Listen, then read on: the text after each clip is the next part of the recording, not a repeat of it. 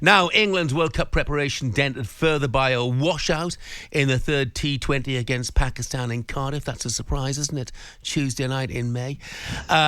First match of the four-game series at Headingley was also rained off before England took a 1-0 lead at Edgbaston. The final match takes place at the Oval on Thursday when, guess what? Rain is forecast again. And that'll be England's last match before the T20 World Cup campaign starts next Tuesday against Scotland in Barbados. So let's talk about some of the preparation. Joining us now to tell us more is the England legend, David Bumble Lloyd. Morning to you, Bumble. Morning, Bumble. How you doing? Hey, good morning. Morning, Jeff. Morning, Ali. Look, before we talk cricket, let's talk the important things. We've been talking about great voices this morning, Bumble, and yours has popped up a few times, but you've worked with a few as well, haven't you, covering cricket? Yeah. Yeah, well, I mean, my all-time hero would be Bill Lorry, Tony Gregg at Channel 9, Tony Cordier, a beautiful voice from the Caribbean. And so, it's special to work with all these people. And, the first time I went on radio, I went on BBC Test Match Special, and they invited me to come and do it. And then they started inviting me again. And I asked the producer, I said, what's, I'm not that good. What? He said, the voice. He said, it's the voice that makes it. And so when I'm listening to commentators now, Jeff, I've absolutely focused on the voice. Is the voice right? Sometimes it is, sometimes it ain't. Well, look, we've had some, cricket has been very prominent in the suggestions of great voices. Yeah. And there have been some wonderful, still are, of course, as well. Look, let's talk cricket then. Let's talk rain. What about this preparation for this T20, Bumble? Who thought that having a four-match series at the end of May against Pakistan in England was a good idea? Well, rain is not good for cricket, and all the meteorologists are telling us we're going to get more rain going forward year on year. And so this is not a great time. They've shoehorned it in. They've got four matches. One thing that they're doing is going to a couple of grounds that need the money and they need the finances.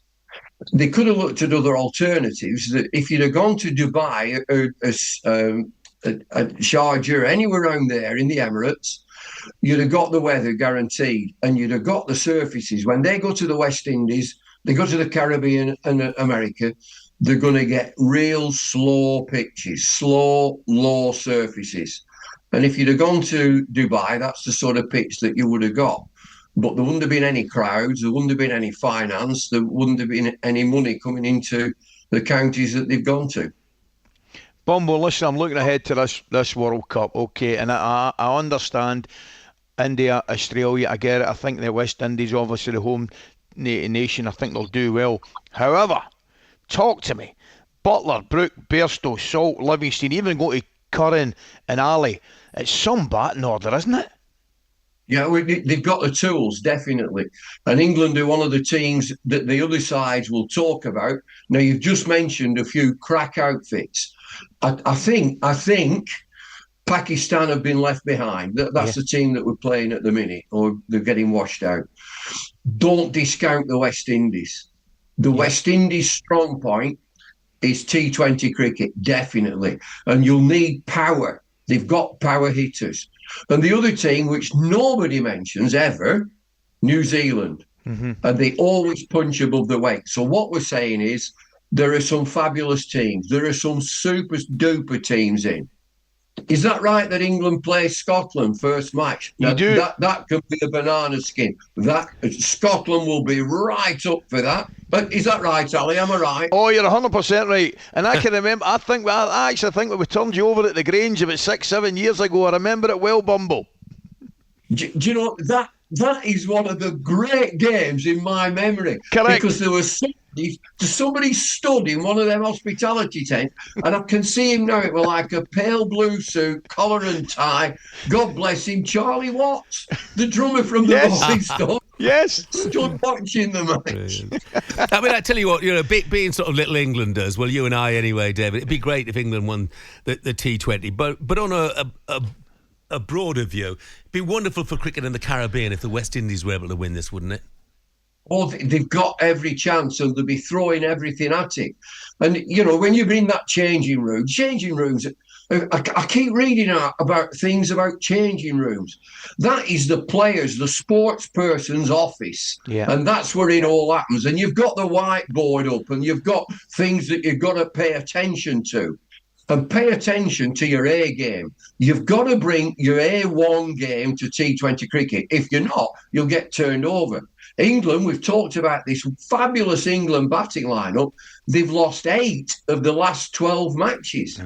And so they've got to turn that around. Bumble, thanks for joining. I've got one more voice for you. Michael Holding, another one of the great voices. Michael Holding, yes. Well, one of the great voices. And then there's Fred Truman, and Fred, yes. Almost all the time you got, I don't know. And then there was John Arlott. What a wonderful voice John Arlott had. Anyway, I'm going now. I'm going to cut some grass. Brilliant. Thanks, Bumble. Magic Bumble. Always a joy, mate. On AM, on DAB, via the talkSPORT app and on your smart speaker. talkSPORT.